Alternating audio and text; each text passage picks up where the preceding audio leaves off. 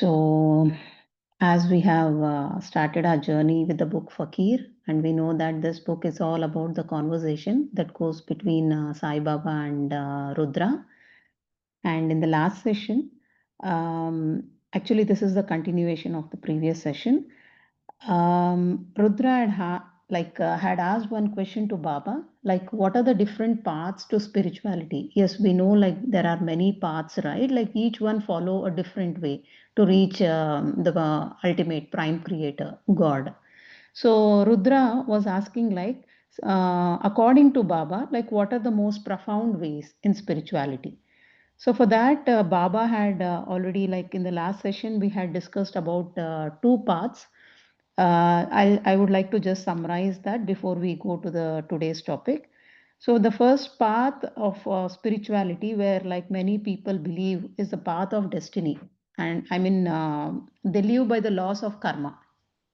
So according to this, I mean in this path, like the people believe more about karma, and they have a strong belief like karma is the one which drives the mankind, and there is nothing beyond that.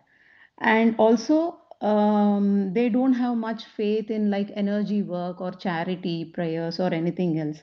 The mindset is like they are very certain that every person has a blueprint, a karmic blueprint. Yes, it is true, but the belief is, since they have come, they have taken the life with a karmic blueprint, and taken birth on this earth, whatever comes as part of our like challenges or anything, they need to follow, like we have to just keep following. Maybe some follow with a smile, or some might follow like thinking, yeah, it is my karma and I need to go through, so nothing can be done. So that is the philosophy over there. The beauty of this is Baba is telling like what is the path, different spiritual paths, and also what are the dangers involved and how we need to be cautious in that particular path. So now when I said about the path of like law of karma, he is telling like what is the danger in this path. As the like a mindset becomes strong that karma is the only one which drives this entire mankind, what happens is after some time the people like they forget to use their free will. I mean, they don't realize that with our free will we can even change the destiny. And other thing is they sometimes become even heartless to the problems of other people. Like if someone is facing some situation, they are in some problem, they might think, the danger is they might think, okay, it is their karma, the prarabdha we say, right? It is their prarabdha, so they have to go through, we can't do anything. Even though we are in a situation to help, we might think it is the law of karma and they have to go through. So that is the danger in this path. So see, it is like very important to respect the law of karma. It's not that there is no karma or anything. It is important. But what we can do is we need to give the best to every moment of our life, and then, okay, surrender to the guru or universe or whatever. But at least we need to do whatever we can do in that particular situation. So this is the first path. And the second path, what Baba is telling is about prayers and chanting like mantras, or doing pujas or rituals or anything. So that is one way. So like more people, they in this path, right? The people believe that the more and more they pray or spend their time in prayers or doing rituals, pujas or anything, they get closer to God. That is the belief system in this path. So what is the danger over here is the more they are into this like doing lot of pujas, chanting or some rituals, after some time they forget the essence of the prayer, like why they are doing, what is their intention. It becomes more like a mechanical kind of thing. Okay, when we are performing some puja, we have to do this particular ritual, then the next follows, then the next follows. We are forgetting like what is the reason why we are doing. So it becomes more of like a mechanical one. And one beautiful line what Baba is telling is, the number of chants or prayers said or hours spent in prayer overshadow the essence of why one is praying and what true prayer is all about. So we are forgetting for what reason we are doing or what is the actual prayer. So that becomes like doing rituals become more important than the prayer itself. And now let's move on to the third part. I would like to start with this. So, Baba is telling, then we have those who believe in charity, and some may not believe in charity, but believe that in giving of themselves to serve those in need and the less privileged is the best way to please God.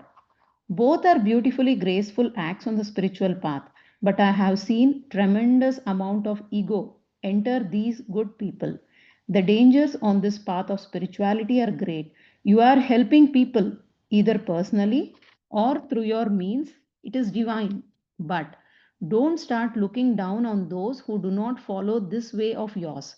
There are countless ways to reach God. You are following one way. Do not look down on those who are not following your way but walking their individual pathway. Sometimes those who personally serve look down on those who indulge in giving charity but not serve those in need in person. Sometimes those who indulge in charity look down on those who don't follow this way of helping others. The moment you look down on somebody, you are moving away from your spiritual objective and your spiritual pathway. Also, no amount of charity shall prevent you from going through things that are meant for you to be experienced. So, I would like to repeat this. No amount of charity shall prevent you from going through the things that you are meant to be experienced. Don't get disillusioned then. Don't make a business arrangement of the largeness of your heart. So the third spiritual path is this is very subtle actually. Yeah, when we are doing some charity, like for example, donating clothes or annadana or whatever, or even like in the spiritual path of teaching meditation or anything.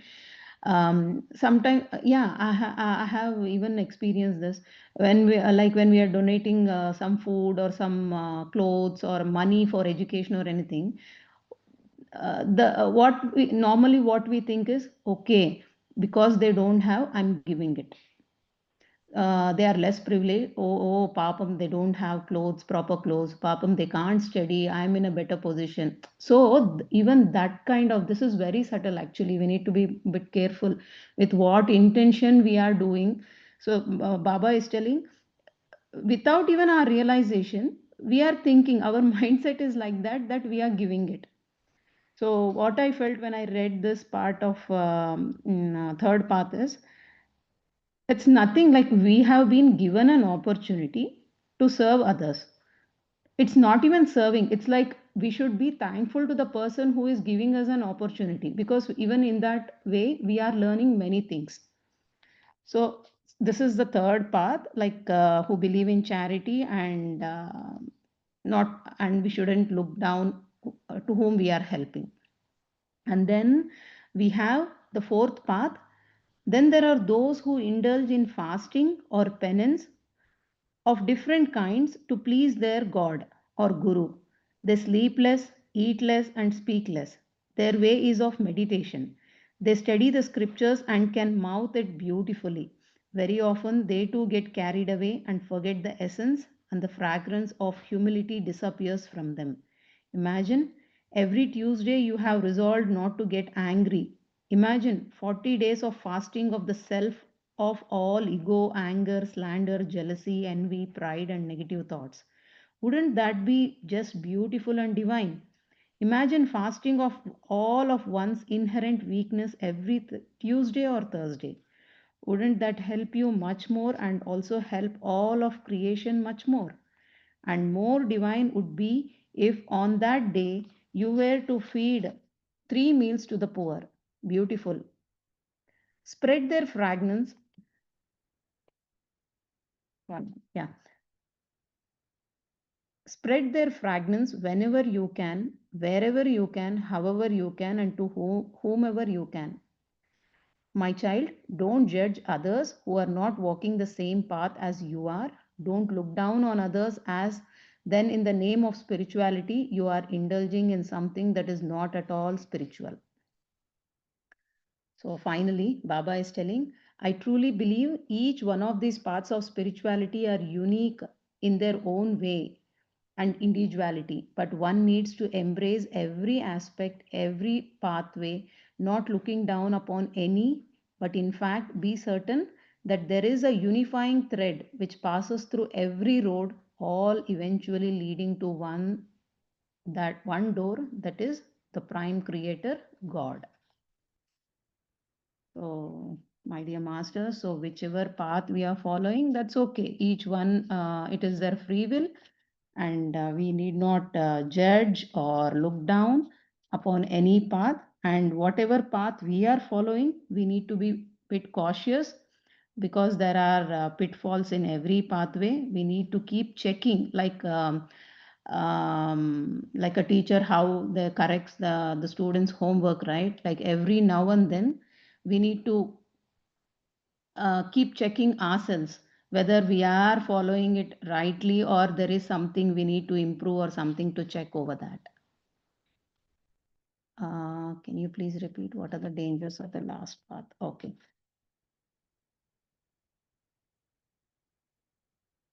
So the first thing, yeah, let me read it out. So there are those who indulge in fasting or penance of different kinds to please their guru or God. They sleep less, they eat less, and speak less. This is the way of meditation. They study the scriptures and can mouth it beautifully. Very often, yeah, this is the pitfall. Very often, they too get carried away and forget the essence, and the fragrance of humility disappears from them. So this is one thing he has mentioned. Like the same thing in the path of this in this path, even like we forget like what we are doing, and also it is related to the third pathway also. When we are doing in this process, we might think we are a bit superior. See, when in this process of meditation or scriptures or reading out the scriptures and sharing the knowledge, wisdom to other people, there could be some subtle ego, spiritual ego, I can call it, wherein we might feel bit superior, and also there are some siddhis also associated with the when the person go deep into meditation, right? So that proudishness or anything it could be related, that also we need to be subtle. So I just wanted to add this point over here. So these are few of the dangers in this particular path that we need to be careful. Yeah, and other beautiful thing what he's telling is yeah, we normally fast, right? Like on a ekadashi or full moon or weekly ones, we have some rituals. So he's telling, like, why don't we fast, do a fasting on our thoughts, on our emotions, emotional fasting, I can call it. Like keep one day, Tuesday, Thursday, Wednesday, or whatever day, keep one day in a week and just do an emotional fasting, like wherein we clear our like negative thoughts or negative emotions like anger, jealousy, or pride, or whatever we are. Once we analyze, we get to know what we have. So he's really, I like this idea, like weekly one day doing an emotional fasting. Yeah, great idea. So this is the four different paths, masters, what Baba is sharing it with us today. Thank you. So if you would like to share any thoughts about this topic, please unmute.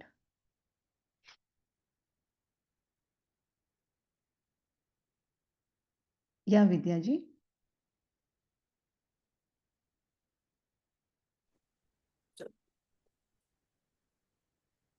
Hi, well, I just wanted to share kind of my experience today. And when we started the meditation, like I speak Tamil, so I felt like the music was saying a word that meant in Tamil sadness. I don't know if that was just what I was making out of it or what it was really saying, but the first like 20 minutes, because of some hurtful words earlier today, it just was like deep, deep tears and kind of silent crying. And finally, it calmed down, and I was like looking for how do I break out of this cycle? And then the sharing today was like, unfortunately, it was more confusing than helpful because I'm like, oh, those are different paths you can take, but then each path has its own pitfall. Like already, my mind can't handle complicated things. It's like, how do you simplify this and I just then come to the conclusion, okay, do your best and leave the rest. Yeah.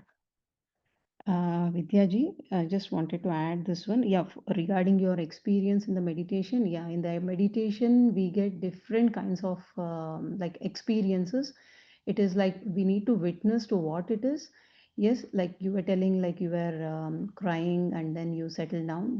I think that's okay because that cleansing happens in meditation. So we need not worry. Whatever happens in meditation, it is for the good. And secondly, you were telling, right, about the different paths and the pitfalls. See, the reason why Baba is telling, like, what are the dangers in this pitfall is, first of all, we can go into any path. It's nothing like, okay, only meditation or only prayers or anything. Any path can be taken according to their choice, will, and liking, or anything it could be. But he's telling, whatever path you choose, we need to be a bit cautious where we can fall down. There are chances where we can fall down. We might be thinking, okay, we are doing so many prayers, we are doing so many pujas, or we are thinking like, okay, I'm sharing some wisdom or doing meditation, but not realizing what actually is going inside us. So here it is good that we also know the pitfalls, the dangers involved, so that we don't repeat that, we don't get into that trap. So in that way, if we see the knowledge, like whatever he has shared it in this book, it would be more helpful for us. Yeah.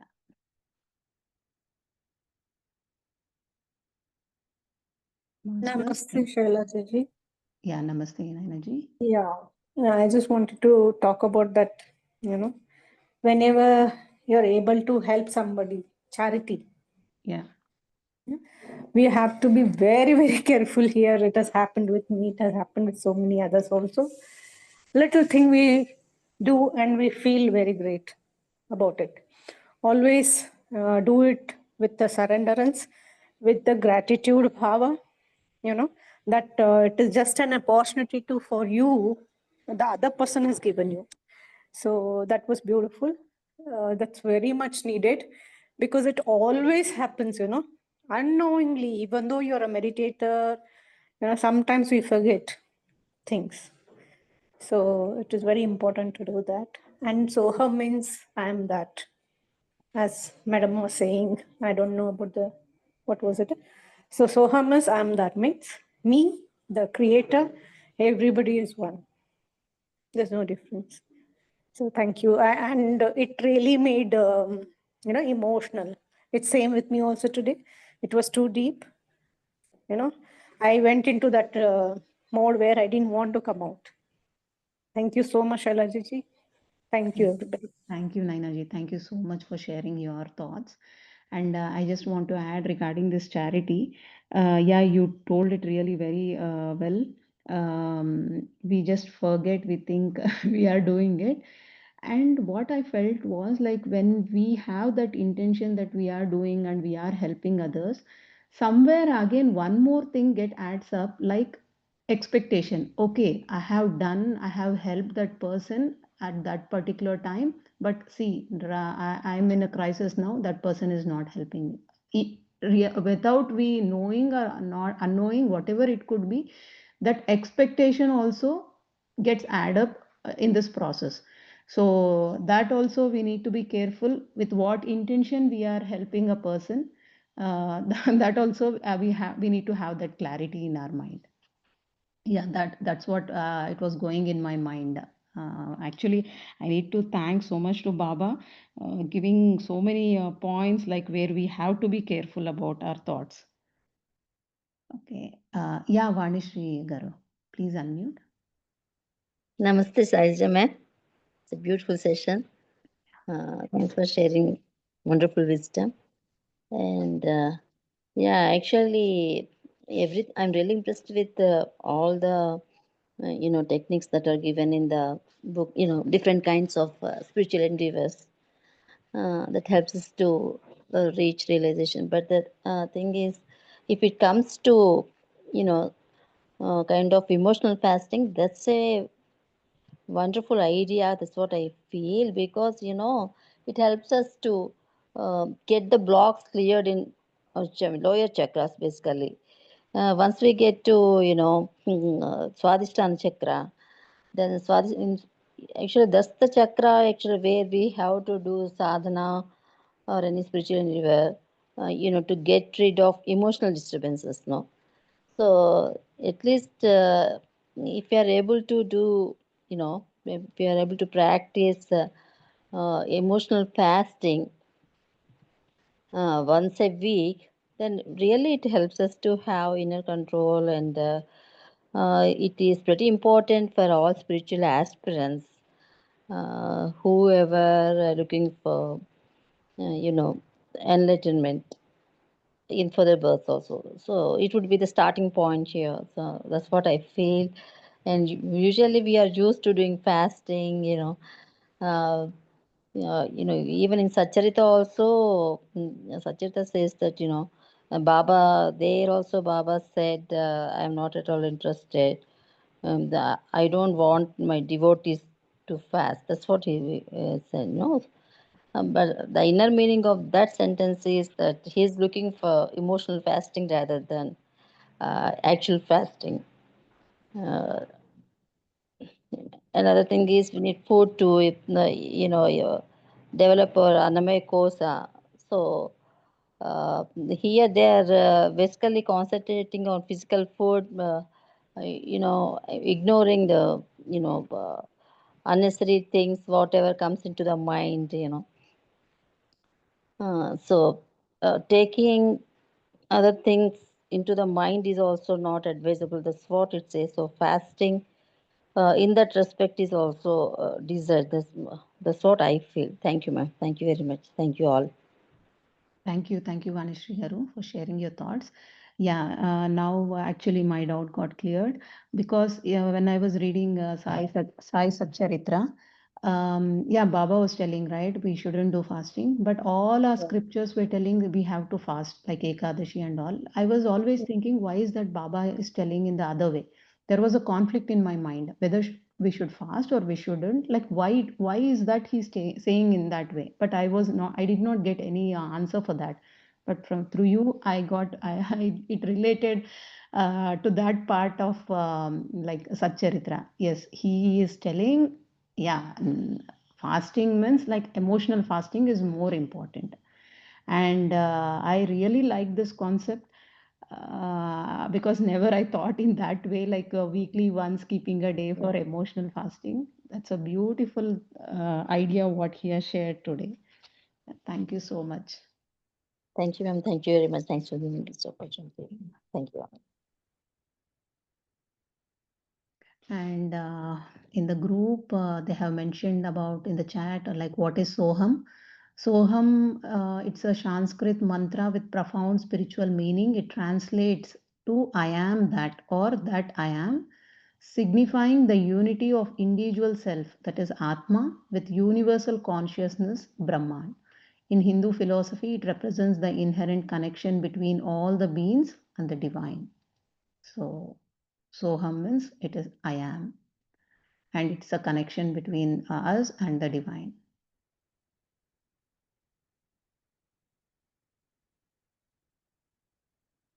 Yeah, Ram Garu. Very beautiful sharings, Sailaja Garu. Very wonderful wisdom from Babaji. So, how I connect to this wisdom, apart from understanding that there are multiple roads to experience the same truth, like all roads lead to Rome, it is as well very important, whichever path one is on, to become aware of their own pitfalls. Never take for granted that a path is taking you to the destination unless and until one for themselves become conscious and aware and look into their own self truly, sincerely, and ask these questions: what else? What else? And then automatically different connections would come in order to refine one's own self. So very, very, very profound wisdom. Yeah. To understand this very thing, that there are multiple paths, and in every path, one has to look into one's own self deeply, very sincerely, and then move on. And there is no end to how deep one can look and how much one can grow and learn. So thanks a lot. Yeah. Thank you, Ram Garu. Thank you so much. And yeah, Mrudula ji, yeah, I'll be sharing the music in the group.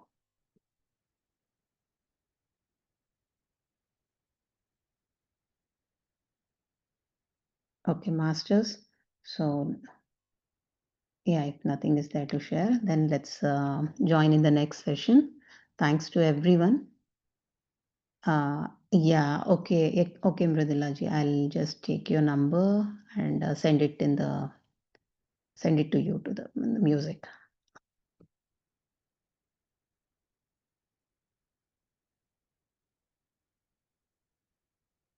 Thank you, masters. Have a nice day.